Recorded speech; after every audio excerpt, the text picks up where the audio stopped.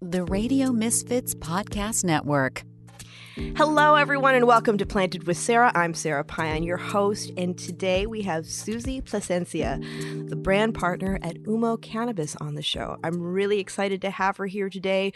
We're going to talk a lot about wonderful weed and all sorts of other amazing things. So, Susie, welcome. Thanks for being on the show today. Thank you for having me. I'm so excited to chat with you. So, I'm going to ask you the question that I love to ask all my guests. What was your first cannabis experience? What was your first cannabis experience? And then secondly, what drew you to work in cannabis? Well, my first cannabis experience was I was late teens. I know that a lot of folks experiment in their teens. I was late in the game. Part of that is because of the stigma that, exists in the Latino community surrounding cannabis, where it might as well be the worst thing in the world, right? It's cannabis and all the other terrible, awful, harmful drugs, and then cannabis is just always lumped in there. So that really affected, my upbringing to where I was afraid of it. I was like, no, God, I'm a straight narrow person in terms of I'm going to college, I'm doing, making my parents proud. So I thought cannabis was something that was not on that path, on the same path of doing well in your career, making your parents proud. Like I really didn't see that as something that can be on that path. So I stayed away from it for that purpose. I was always very studious and into my studies, and just didn't attract me, until I was kind of starting the college days, and it was at just a party, and then someone had like those little tiny pipes, and I was like, you know what, I'm just gonna give it a shot because I want to explore it and see what's up. And I found relief because I tend to be always on the go. I'm always working on something, or and I think it allowed me to this opportunity to stop and relax and be calm. And I didn't know that it was gonna be this way. I thought I was gonna be this high that, like, I'm so burnt out. Like, no, it was calming, it was relaxing. And I think that's when I first started to unpack that a lot of lies were told to the Latino community. We're brought up with a lot of these misconceptions about the plant. So I think trying it was the beginning of that unpacking of what this plant, what it means to me. So that was my first experience smoking cannabis, and for the longest time, I was okay with just a small pipe, just packing a bowl every once in a while. That did the job for a really long time until now. I am the quote unquote Susie Greens that people know on Instagram that takes bong rips on the Instagram community. But yeah, that was how I first started smoking cannabis, and then I started working in cannabis. Um, Actually, shortly a few years after that experience, at a trap shop. It was a dispensary that was unlicensed at the time, and I was a bud tender. I was one of those kind of people behind the counters, helping patients get the medicine that they need, and helping patients choose the medicine that they needed at that time. So that's really where I got to learn a lot of the experience of treating cannabis like medicine for a lot of people, and respecting the plant, referring to customers as patients. That's feedback that I still get to this day when I'm training on Humo or speaking to people about Humo. The shops are like, you call them patients, like, are you from those days? And I'm like, yes I am. And they appreciate that. I think we're all patients in our own way when we take cannabis. So I think that that's something that I still hold dear to my heart, the fact that it is medicine for a lot of folks. So as a bud tender was how I got started. Unfortunately, I didn't really feel supported as a career, so I took it as a part-time job because I was going to college, right? I was going to school, and I didn't feel that it was a career path at the time. now it's so great to see bud tenders be supported and empowered in their career goals, where you see bud tenders grow to become buyers, GMs, what have you. So it's really inspiring to see that whole career path be more professional from when I was in it, because it was more like a side gig. But I made my way back into cannabis after finishing up my schooling. I worked in traditional PR and marketing for a long time. I launched my own social media agency, Night Shift Digital, in 2015, and I began consulting.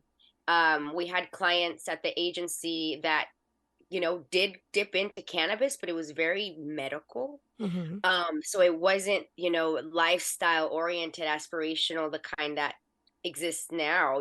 So I began consulting with a lot of different companies and eventually made my way to cannabis. That's awesome. And I love the fact that you started out behind the bar. I did too. I left a really nice middle management job to get behind the bar. And when people ask, like, how do I get a job like, you've had, or the knowledge that you do, I always say, get behind the bar. And they're always like, oh, no, I couldn't do that. But I always find that, professionals that really have a good grip on it and have a very strong foothold in our industry most often have that background. Like you, Otha Smith from Tetragram is the same. That was one of the reasons that I really wanted to talk to him. I was like, you got back there, you did that. Like I don't, it's a very interesting thing, especially because the power dynamic shifts when you're behind a bar, and sometimes people discount what you know and they make assumptions about who you are. Mm, that part. Yeah. And that's when I'm like, go ahead, underestimate me. That'll be fun. Oh, Let's do. absolutely. Especially, as a woman, as a younger woman, when I was a bud tender, patients would come in and be like, "Well, can I talk to your boss about like weed?" And I'd be like, "No, I can help you with something." And nope, we want to talk to a man, right? An older man, because we don't have the trust in you. So I'm grateful to know so many amazing women in cannabis that can break down the plant and can break down the business of the plant, and that's Yeah. really That's awesome. And when you were talking about just kind of the stigma in your culture around cannabis, the one thing that I've noted, and I want to hear your thoughts on this. A lot of my friends that come from Latino families, there's a lot of stigma around cannabis. But then I hear these stories about grandmas with jars full of weed and alcohol that they keep under the bed to rub on their joints. And I'm like, it's like a really it's there. yeah, it is. And that's something that my father, he's a medical professional, and I grew up around medicine a lot, like prescription medicine, because my dad, always had, his stuff around. However, when we would get sick, it was always natural medicines. My dad is, if you've ever heard the term botanica, or Yeah. something like that. It's like kind of these Latino natural good stores, and but like natural medicines. My dad had one of those. So, so to be a medical professional, but also still know that natural medicines is the way to go, that's kind of what how I grew up. So my dad, I think that when I started getting more serious about cannabis, he was like, "Oh yeah, we've been using cannabis all the time." And I'm like, "Where did that come from?" When I was, first starting to get into it, and he was kind of like, I think that he never really got on me too negatively, and I think that's why. I think my angle was always professional and serving and legal the way I entered cannabis. So I think he kept an eye on it, kind of like, what's going on there? But now that it's so normalized in my life, with the press has been able to come out positioning, cannabis as professional. He's like, yeah, oh yeah, all the time, inflammation, joints, and I've always said that the key towards destigmatization in the Latino community is twofold. One, pain management, and two, I think that it's going to be like sleep, Yeah. wanting to manage sleep. So those two things are going to be the two most powerful ways that we can change this perception of the plant. Because once you are able to get relief or some kind of support from it, then your tune changes. It's Because true. my tia was like, oh no no no no no, but then she had sleep problems, took a couple gummies, and loves it. And then she graduated to tinctures, and then full on edibles. And then last time I went to visit, she was like, "Oh, I'm down to smoke."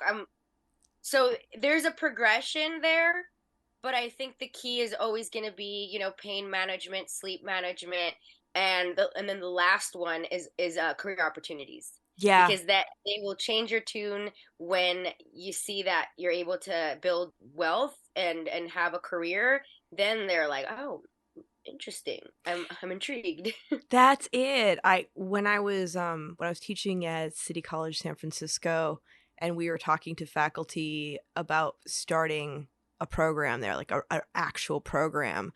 One of the things I mentioned to them, I'm like, for the first time in history, supply Mm, chain management will seem sexy to young people. Isn't that cool?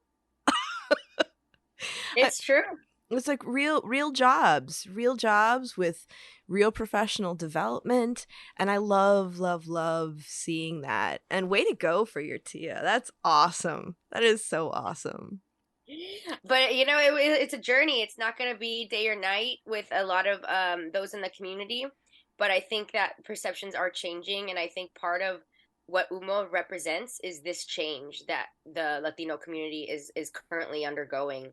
You see what's going on just in the world when it comes to the Latino community as a whole. Bad Bunny is one of the top artists globally. Yep. And if you saw the Grammys, I didn't see the Grammys, but I saw some highlights. And when he was speaking Spanish, the subtitles said speaking in non-English.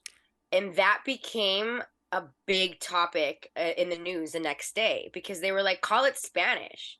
He's speaking Spanish, right? Right. That little like news that hit about that, it actually prompted the Grammys to make a change with their subtitles so that they actually says Spanish. They Like should. the Latinos in America we're really, I think for the first time ever, we're getting more eyes on us. We're getting more support. I think that a lot of industries are starting to wake up that there's a lot of buying power within the Latino community, and it's not about targeting, it's about representing, and it's about reaching them. So with Umo, we're not targeting, right? We're representing people who have not been traditionally represented in this industry. And also because a lot of us Latinos are coming out of the quote unquote weed closet, we're now wanting to be proud of it. We're wanting to wear what we spoke, and Yeah. we're trying to be very, very, like, we want to go out there. So I think part of Umo's rise is that we have given the industry and the community a brand that they can truly get behind, that they can be proud to wear, because this is Latinos in cannabis. This is Raza owned and grown cannabis, and this is something that I think the industry hasn't seen in this way. Yeah. Yeah. I was mentioning to you before we started recording that I had been to Possible Farms last spring in Mm, Salinas, and getting to meet the leadership and getting to see everybody working out in the greenhouses was really powerful and cool. And to see people, out there with their little iPads, like looking at what's going on with the plants and like buzzing around, and you're seeing that, they're learning and they're yes. engaged, and and these are people getting real benefits and real professional development. And what an amazing thing. I mean, that's just proof of the wonderful things that the cannabis industry can do, but also on top of that, representation. Like, it's Huge. Yeah. Latino I mean, owned and I run. I definitely got emotional my first time going to the farm, because to see so many brown faces, Yeah. so many brown bodies, uh, engaging with the plant, but they're also experts. Yeah. The team over at Possible, they're agriculture experts, and what they're doing is state of the art. What they're doing is among the greats who grow cannabis, and there are people. So I think when I look back on when I first met Possible, you know, I own a glass brand called Mota Glass that has a pretty large fan base, and people really know me because of my glass brand previous to Humo. And initially, I had been approached by two other processors to create a brand, a cannabis brand, because they saw the success of Mota Glass and saw an opportunity to do something Latino focused with a brand. So it was already on my radar that something would happen. I had a couple meetings, and the other two farms just or processors, they weren't right. I think it wasn't the right fit. Um, That's I'm a important. very people oriented vibe person. I can kind of know from the first couple interactions if it's gonna work out. My friend who's big on astrology, she's like, yeah, it's because you're a Scorpio. You can just. I think I'm gonna go with that because I feel that I can feel people out pretty well. Maybe it's my PR background as well, but they didn't really vibe very well. But when I met Jesus, when I met the team, the leadership at Possible, something felt right. Yeah. And I explored it, and then seeing just the professionalism, seeing that Oh, it's really just cutting edge. yes. I was like, check, check, check. On top of that, Jesus respects me as a woman, as a woman in cannabis. Um, I always talk about, and when I speak to women specifically, we talk. There's always this conversation about getting a seat at the table, right? How as a woman of color, do we get a seat at the table? I think with how it went down with Possible, I created a table. I created the table with Mota Glass, with my advocacy for Latinos in cannabis, my advocacy towards Latinas specifically in cannabis. That was a table that I built. And Possible and the team, they asked for a seat at my table. And it is something that I go out with a lot of women in cannabis, and because you have to stop trying to claw your way in and instead focus on what you do, focus on your mission, and opportunities will come to you, and they'll be the right ones. I think that's what happened with Possible here. I built my table, I built my support system, and my advocacy for Latinos in cannabis. I put in work for several years, and I think Possible saw that and thought that's the one. And we got the call, and I think it was just forces that were meant to come together Yeah. for a purpose, and Umo is that purpose. And it's Oh, a very purpose-driven brand. it's beautiful. I can't tell you how impressed I was with it. And you picked a great team. You picked an amazing team. Like when we were doing the walkthrough, I was geeking out on all these questions. I was like, oh, so the way you're irrigating and you're looking, what are you doing with the runoff? And he was talking about how, they look at it to see what nutrients are being used and they adjust it according to the cultivar. And I was like, Yeah. this is brilliant. And you have all these amazing people who are making this happen together. I really, really love that. It's so important to have a good team behind you. And just and I have to say, my husband was a huge fan of the horchata. When he tried that, that was his jam. Isn't it? I love the light kind of spice that it has on the exhale. I know that's very specific, but I it can dig has it. like a.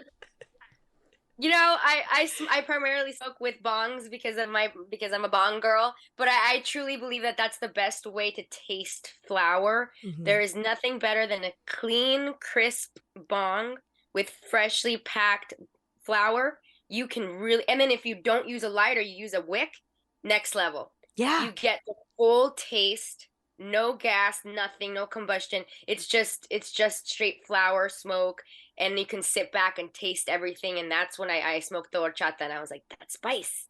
I love that. I think Possible's their approach to growing really allows for that full spectrum terpene expression. Mm-hmm. And their flower is just our flower is just something that I just am impressed by the quality constantly because they're not done. They're always working to implement new strategies to make their flower better. So that's what I love the most. They're not just put in the hat like, oh, that's the process. We're done. We're gonna do this for years. They're always looking for ways to optimize, like that irrigation system you were talking about. Mm-hmm. I have new information about that. Ooh, I want to hear. They just installed an amazing dial system that is able to do the whole nutrient feeding thing, but it does it automatically and it's able to forecast. So it's just really impressive stuff. But that's an example on how when you visited, it was one way, and now it's just even optimized even more. And that is for the purpose of making sure that the plants are all fed what they need at Yeah. whatever stage they need. So this is what makes them, be able to be more strong and fruitful the way that we need them to be. But I'm constantly amazed. Anytime I'm going up there on Tuesday, actually, we're gonna be able to watch Jesus do yet another tour. But I love watching him do tours because Jesus has got it down. Oh, He's he got it down, does. left and right, this and that, and then he drops the new things that have happened, and I'm constantly taking notes and also mirroring because I want to make sure that I can speak on what's going on as well. Yeah, I can't wait to see what's going on there. There was a lot of construction when we were there, and a lot of talk about how they're setting up to be pretty much self-sustainable, which I applaud. That is just so darn cool. The future. Yeah, for sure. And going back to the seat at the table conversation, because I find that fascinating. I know for myself, going through the industry, or even any industry for that matter, I feel like sometimes as a woman, and especially as a woman of color, I used to joke that maybe I just needed to get a t-shirt with my resume on it and just wear it all the time. You know, but one thing that I would always say to women in the industry that I've mentored when they get frustrated about the pushback or not being seen, I always tell them, don't get angry. Look at it as an opportunity. Like, what are you going to shift Mm. into? Where, take your power and use this as an opportunity. That means that maybe this place isn't the place for you. Where do you want to go and direct your skills and your talents because you have that? Because I have to say that if I hadn't had pushback and some gatekeeping in my career, Right. I wouldn't have had the momentum to do some of the things that I've done because change doesn't happen when we're comfortable. It does not, and change doesn't happen when you're when I think that when I've been able to bring most change is when there's a little element of fear, Yeah. and if you're not a little scared, then that is the same thing as that comfort you were talking about. Like you got to have a little bit of that fear to motivate because if you're not a little afraid, maybe you're not doing something big enough. So something like that, and I can only speak of my personal experience that any big moves that I've made always has an element of like I'm scared, but I'm gonna do it anyway. I think that courage helps. Oh, absolutely. And also, if people don't get it and they think you're a little crazy, you're probably onto something. Yeah, absolutely. People thought we were crazy when we launched Mota Glass. People were like, nobody's gonna care about where their glass comes from. They would just want cheap glass. Glass is a mass. It's imported in mass quantities. It costs so little. There's a muddying of information of what's locally blown, what's American made, and what's imported, because smoke shops will just say everything's is American made because they can charge more, even if it's not. So then the Yeah. consumer doesn't know what they got. We were told we were crazy by doing an American made glass company that you guys are just gonna sell bonds. Why? Fast forward a couple years later, we're on the LA Times, and yesterday, Mota Glass was a part of Anne Imhoff's exhibit. She's an amazing German artist. They call her the voice of a new generation. She has an exhibit she just launched at the Spruce Makers here on Wilshire in LA. And one of her installations is using Mota glass bongs. Oh, And congratulations. I That's invite you awesome. guys to all watch it. But Mota glass is museum quality glass now. And this all comes down to people saying, "You guys are crazy. Why are you gonna do a brand that supports Latino glass blowers? Why? Who cares?" We were like, Latino community cares. I care, and there are other people like me who are gonna care. And now Mota Glass is available globally. We're in smoke shops all over the world, including Japan. And we're continuing to get into dispensary lounges where you can find our glass for rent and for purchase at Rise Mundelein and all over Chicago. Green Thumb Industries loves their Mota Glass, and continuing to expand. That's so awesome. To me, it sounds like this is a total labor of love for you. I think yes, all my businesses have, it's all work that I love to do, but I also feel that I have to do it. I have a community that I serve. Mota Glass, the glass blowers need us. Without us, they're going to continue getting exploited. They're going to continue to have to stress about where they get their work, how they can continue to blow glass and be respected and valued, for their time and effort. So we have to do this for the glass blowers. We also do this for the Humo and the Mota Glass fans who have grown to really love the way that we speak about glass and educate. With Humo, we have a community that we're serving that wants quality flower at a price point that's accessible and that's consistent. That is what Humo represents in the market right now. We are really high quality flower, and I know that it's my brand and everything, but it is. When you go out there on the shelf, people they stop and they're like, "This is the price point for this?" And they can't believe it. They buy the Humo, and a lot of the times I've witnessed it because I'm a fly on the wall. Sometimes I'm like a secret shopper. I'm like, "What are you doing? What are you doing?" I've seen Smart. people purchase it and come back and purchase more because they're kind of worried. They're like, "It's too good to be true. I don't know." And then they come back and buy more.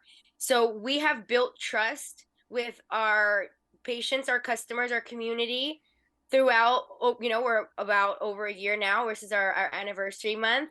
So I've seen that there are a lot of our community that have grown to rely on their Humo every week, every month, and they save up their coins for their cannabis, and they go and they buy their Humo because they can trust that it's going to be quality and they can trust on the price point. Yeah. So that is a purpose that Humo serves outside of the representation and all the great things that we're doing for the Latino community. It's great flower at a great price point that's consistent, and I think that with those two things, that's what keeps me going. Latinas in Cannabis is an organization that I founded a few years ago when I started seeing that so many Latinas were killing it in this industry and nobody knew about them. Yeah. So it started as an Instagram channel. I was reposting the Latinas who were doing it in cannabis. They were educators, or they just dropped a new product, or they were creating. There's this one Latina artist who she does these little wands where you can hold your joint clip. She makes them by hand. And she's trying to promote her work. Well, who's going to help her? Who's going to give her funding? She's not going to have, the funds to do influencer marketing. How is she going to support? So the Instagram was meant to give free promotion for Latina owned businesses, and it became this machine, and now it's a community of thousands of Latinas from across the world that rely on the channel to connect with each other. We now have a whole ecosystem that allows other Latinas to use the channel to promote their work. And we officially started doing events, in real life person events, because so many Latinas want to connect with each other. Yeah. They want to smoke. They want to build businesses. They want to sponsor. So we started our first event series in January where I have a panel of Latinas that that can speak on their experience, and then a bunch of Latinas listening. It was magic on January. So we did another event in late January, and now we're getting things in order for February for to make sure we can do something, and then March. And now it's an entire business because I have to serve Latinas.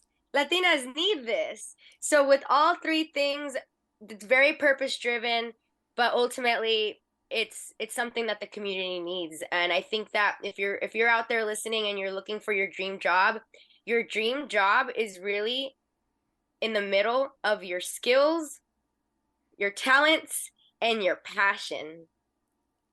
That's where it is, because I'm really grateful that I'm living my dream career right now, but it's all because I love it. I live for this. Well, I mean, you're an example of community building and excellence, which is just great. I mean, it's amazing that you were able to do all of this work and make it happen and help cultivate community in the midst of it, because we really do. We need the support of our contemporaries, for people from, people we relate to, with representation, supporting one another, especially women, and especially women of color, because we tend to be forgotten. We tend to not get as much funding. And there's this huge pool of amazing talent that's, people haven't realized, like, all the amazing things that they can do. And I think you only get that with the support of other people doing the same things that you're doing, coming from the same places that you are, and being like, hey, I love what I do. You're amazing. You can do it too. Let's talk about it. I love Oh that. yeah, I think that so many Latinas, we deal with barriers that others may not. I think that one of the barriers that some of these barriers aren't seen, right? Mm-hmm. I think that Latinas, we have some barriers, emotional barriers that hold us back from making the most out of our lives and careers. We have a lot of familial barriers that manifest through lack of self-confidence. And so I've noticed that with Latinas in cannabis, it's become a support system where we hype each other up and support each other up. And I've seen women take leaps in their businesses because they've built self-confidence through this community. And so I think with Latinas in cannabis, I am excited to see where it goes. I think we're going to create some amazing CEOs and amazing businesses because they're supported. It's really something special there. That's really cool. Going back to Humo, one of the things that I found really interesting was you're not necessarily offering the same cultivars that other companies are, which I think is really cool, because we see a lot of the same stuff, like, that's trending. And I want to talk about, like, how many cultivars are you carrying? What are some of them? What are some of the ones that you like? When I went to Possible, I was like, this is so refreshing, because my jaded ass has seen a lot. And so it takes a lot for me to get excited. I love weed, but it takes me a lot to get excited about the flowers themselves, because, as you and I know from, like, the 215 days, when we were weighing out flowers, seeing all sorts of interesting Ah, cultivars, you yes. know, and a lot of those have gone away. And so we see these trends of different genetics and everything that are really popular, but we're forgetting about, I think there are some people that are very imaginative and creative with it, but we don't see as much of it. And that was something that I noted with your brand. Oh yeah, our flowers really, they're so deliciously tasting, but also we like to give them well, I name all the strains, but I give them names that offer a peek into the strain crosses and the taste and the experience as well. For example, we have a strain called Limonada. This is a pink lemonade #2 crossed with huckleberry soda. That's And when you open awesome. up this jar, it is lemon candy. It is so deliciously sweet and lemony. But it's named limonada because it's named after traditional Mexican lemonade, which is really tart and sweet and has chia seeds oftentimes at the bottom. When I first smoked this strain, it took me back to getting agua fresca over here at the Santee markets in LA. And I thought this right here is limonada right there. So I named it limonada for that reason because of the taste profile, but also the top terpene is limonene. And so when I'm educating on the brand, instead of just reading a description to these bud tenders, I can instead tell a story. I can say, hey, have you tried limonada? Have you tried like traditional Mexican limonada? Yes, I have. You know that taste? Smell that right there. You can see why I named it limonada. And then I'm already talking about the terpenes. I'm already talking about the what you're going to experience. And what you're going to experience when you smoke that limonada is really just uplifting enjoyment, like just that kind of euphoric effect. I love to smoke this one on Sunday mornings when I'm taking it my little boy Taco. I have my dog Taco when I take him out, or just me and my boyfriend going out for a walk.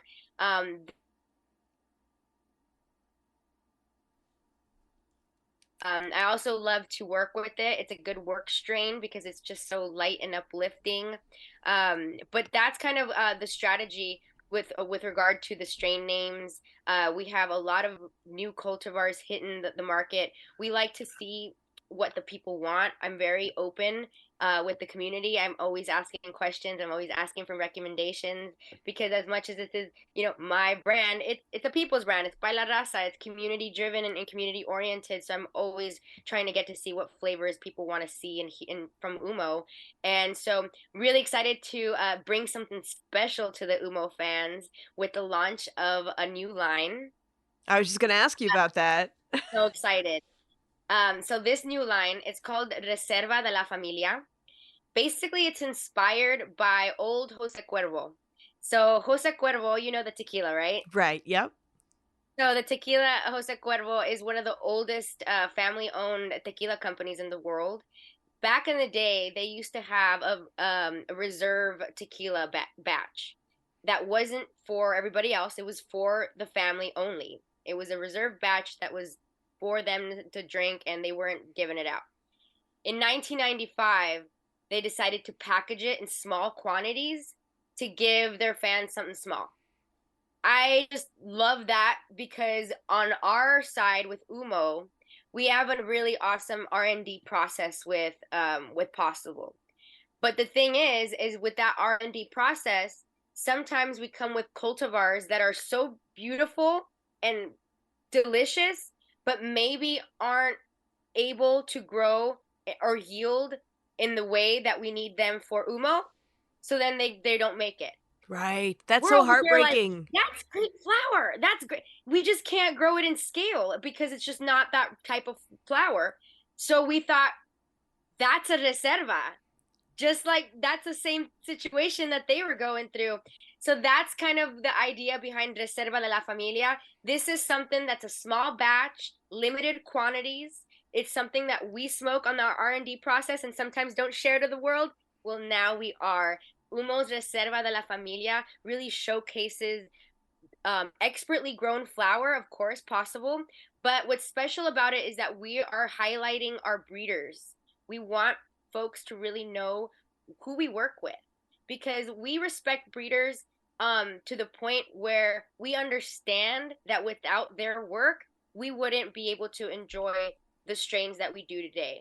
And I think that comes from the fact that at Possible, they're growers themselves. So I think that that respect comes from that.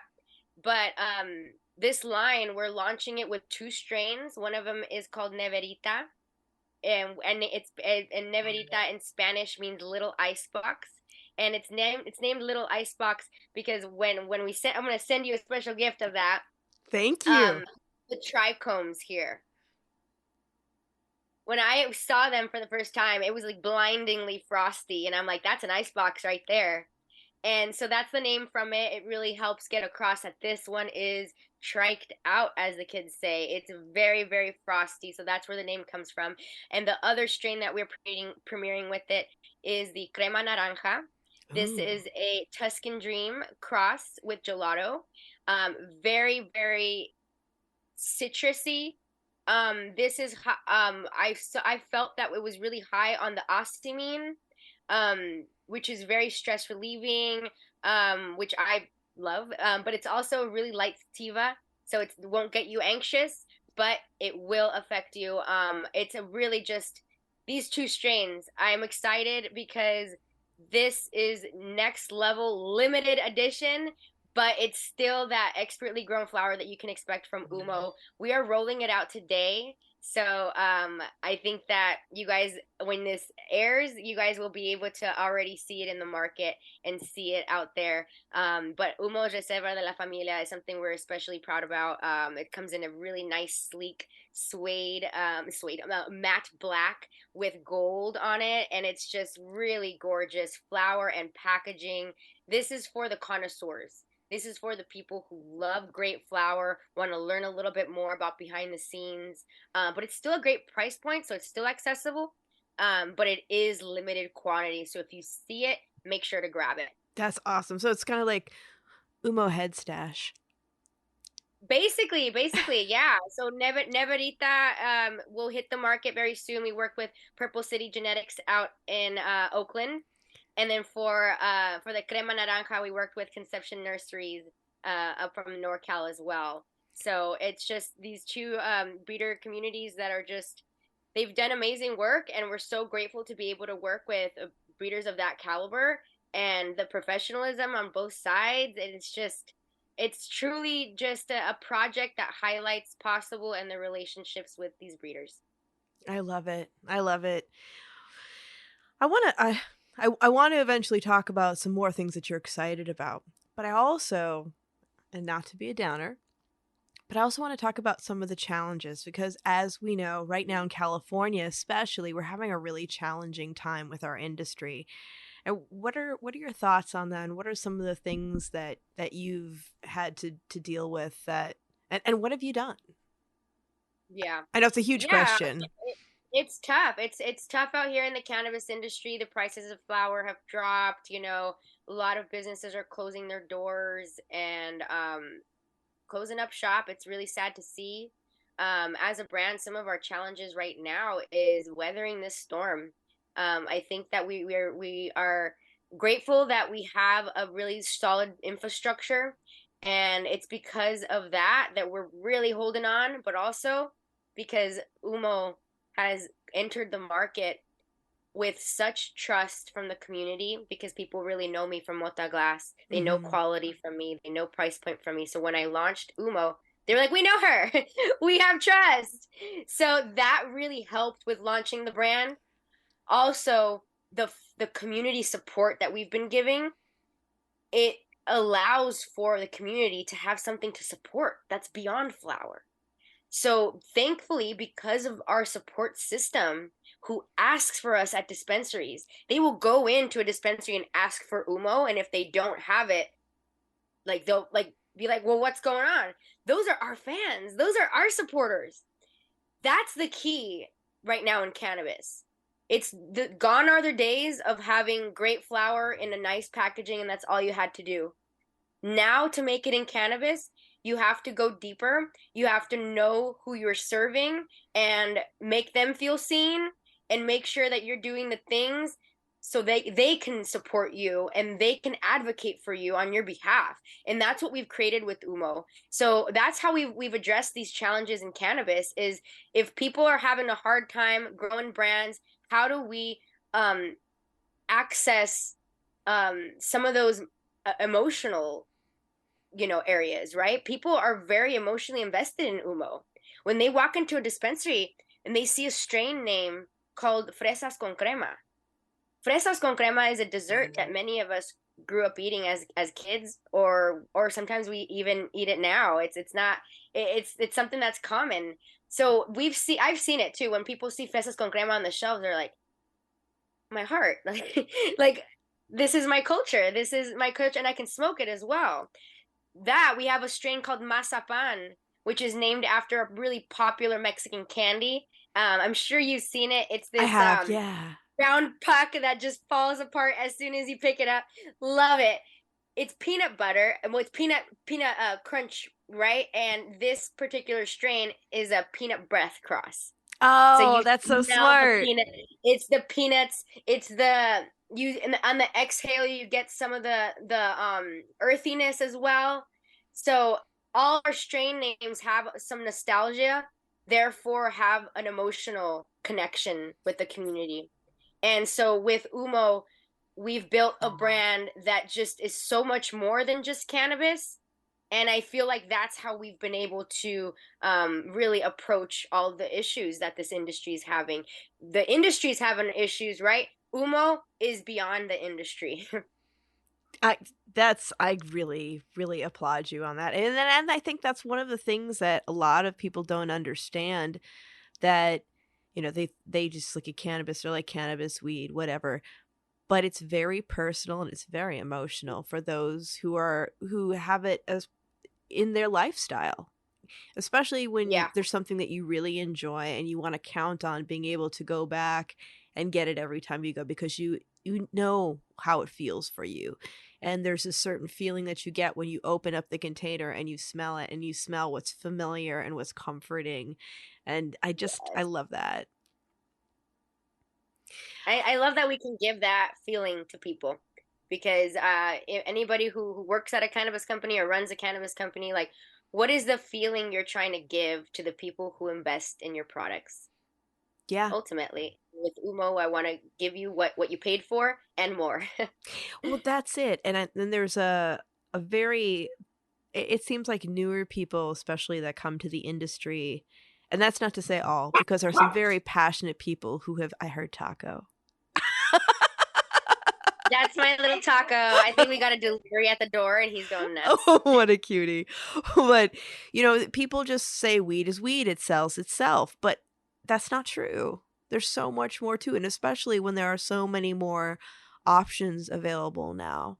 And as you and I both know, it's a very interesting departure from back in the day when you had jars of stuff and somebody be like, "Where is it from?" And you're like, if I had to tell you, if I had to tell you, I'd have to kill you. No, I'm just kidding, but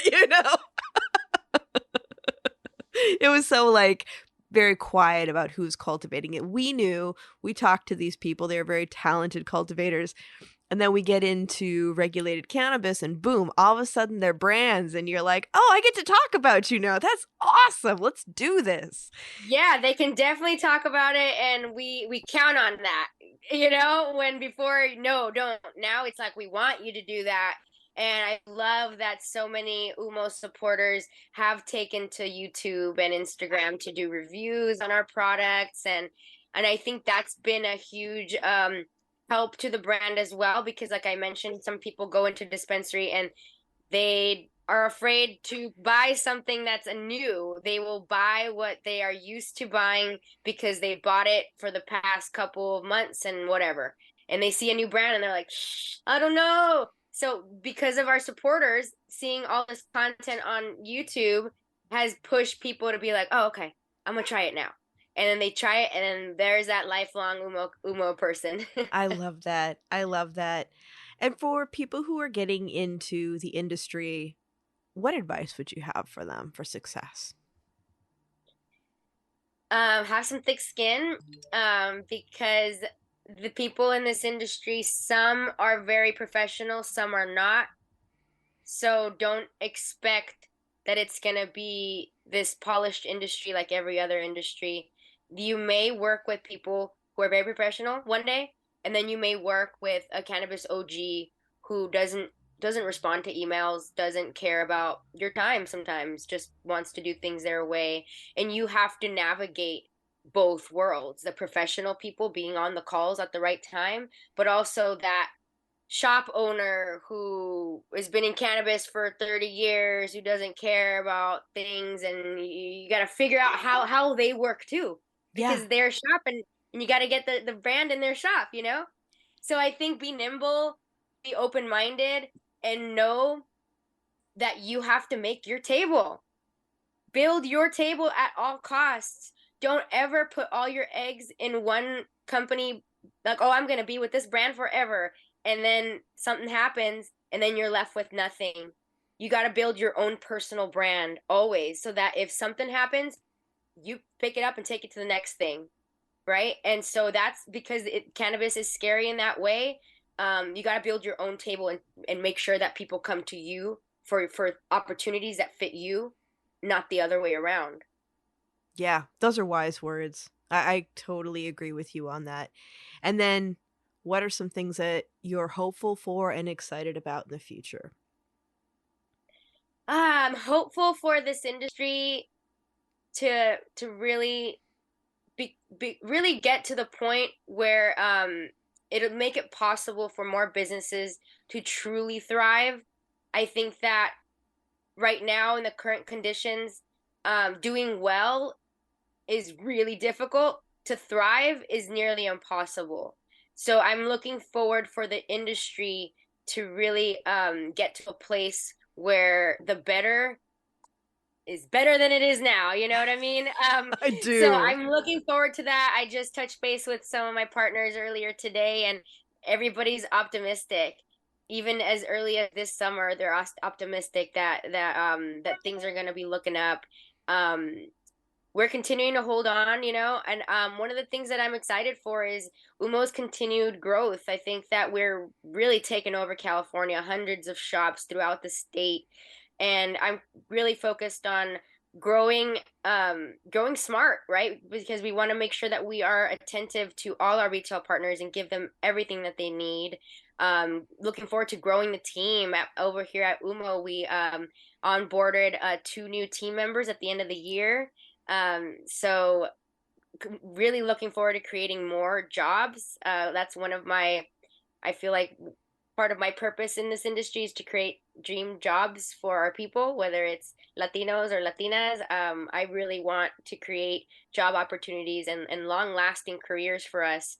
I think part of my mission is always going to be flipping the narrative, right?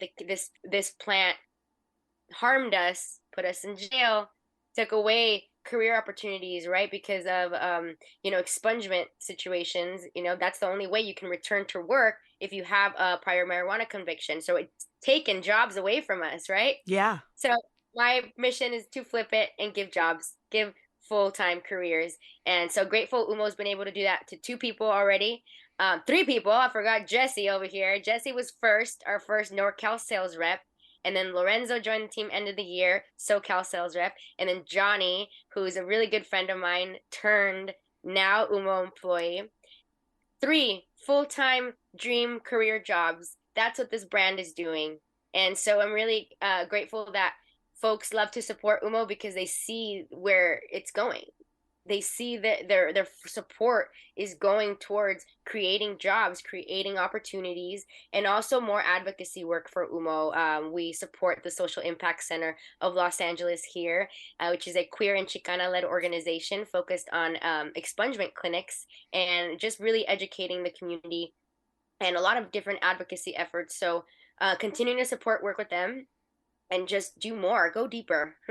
I love it. I love it. That's amazing. I For people who want to follow Umo, learn more about Mota Glass, or start getting involved in your network, where should they go?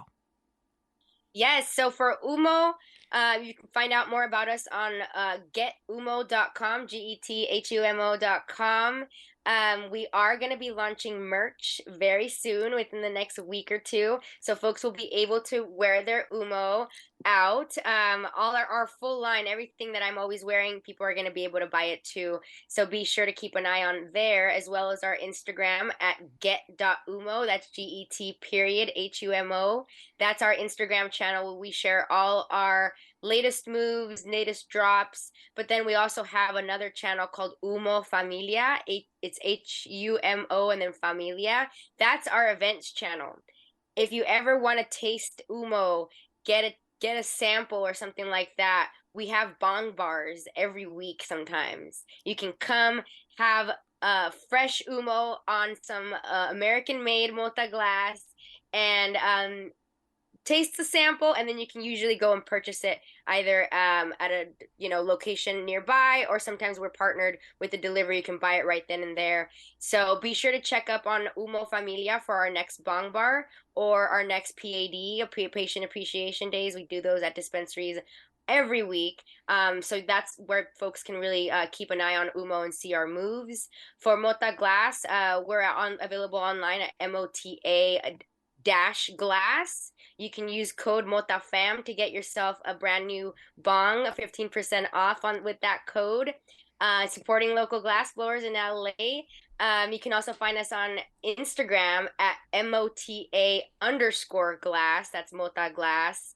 And just look to see our latest drop. We just dropped a really awesome color series bong that's really so bright and pink. I know all the pink lovers are going to be all over it. We just dropped that one, so keep an eye on the new drops for Mota Glass. And then lastly, Latinas in Cannabis. If you are a Latina in cannabis or you're a supporter of Latinas in Cannabis, be sure to check out our community at Latinas_cannabis. That's us right there. Tap in this whole community. There are 3 different businesses, but they all work together, and I think that's why they're able to all coexist, because Mota Glass that's where you smoke the Humo, right? And then Latinas Right. in Cannabis, that's who's doing it. So it's all together. I love what you're doing. And I really want to thank you for being on the show today. I feel like having colleagues like you is just very inspiring and reminds me what we're here for. So thank you, Susie. I really, really appreciate it. And for all of you out there, check out the glass, check out the flowers, get involved in the network. These are all really amazing, important projects. And I'm really looking forward to our conversations in the future. Thanks so much for joining me. Thank you. This is a really thoughtful interview. Thank you for your time, and I'm excited to follow up with you. Awesome. Until next time. Yes. And everyone, remember, Planted is twice a month. And if you like listening, please give us a review, share it with a friend. Let us know what your favorite episodes are. And if you'd like to stay in touch over social media, we are Planted with Sara Payan on Facebook and Planted with Sara on Instagram and Twitter. You can also go to our website, www.plantedwithsara.com, or listen to us on our parent network, Radio Misfits Network, where there are other great podcasts, like one of my favorites, the Winemakers Podcast. So check it out. You can listen to Planted wherever you listen to your favorite podcast, whether that's Pandora, Spotify, Amazon, Google, Apple, Stitcher. Tune in. We are there. So join us. And until next time, stay curious, stay safe, and remember, it's a wild world out there. Be good to one another. Until next time, take care.